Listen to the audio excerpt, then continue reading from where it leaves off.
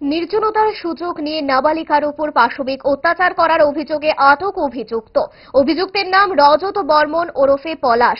ঘটনার তদন্তে নেমে আমতলী থানার পুলিশ আজ তাকে বগল দাবা করেছে। পাশাপাশি চলছে পূর্ণাঙ্গ তদন্ত। জানা গেছে, এই বর্বরোচিত ঘটনা ঘটে গতকাল রাতে। হাপানিয়া এলাকার 11 বছরের নাবালিকার বাড়ি ছিল নীরব। পাশের বাড়িতে একটি ধর্মীয় অনুষ্ঠানে যোগ দিতে গিয়েছিলেন পরিবার পরিজনেরা। সেই নির্জনতার সুযোগ নেয় অভিযুক্ত পাষণ্ড। ঘটনা প্রকাশ্যে আসতেই নাবালিকার পরিবারের তরফে আমতলী থানায় দায়ের করা হয় লিখিত অভিযোগ।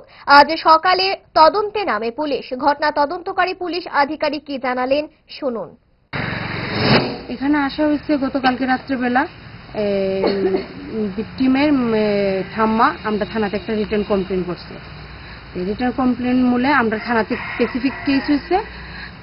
কেস হওয়ার পরে আমরা ওখানে ইনভেস্টিগেশনের লেগে এই জায়গাতে আইছি পিও ভিজিট করতে। ঘটনাটা কি তো হয়েছিল? ঘটনা মাইনর মেয়ের সঙ্গে বাজে একটা ঘটনা ঘটছে। এই ঘটনার ভিত্তিতে আমরা এখানে আসছি। এই ভিত্তিতে কি কারোর অ্যারেস্ট করা হয়? এটা আমরা চলতেছে, খুব তাড়াতাড়ি অ্যারেস্ট হয়ে যাবে। মানে আসামিকে এখনো কি পাওয়া যায় না? পাওয়া গেছে, এটা চলতেছে, পাওয়া যাবে, এটা ইনভেস্টিগেশন চলতেছে।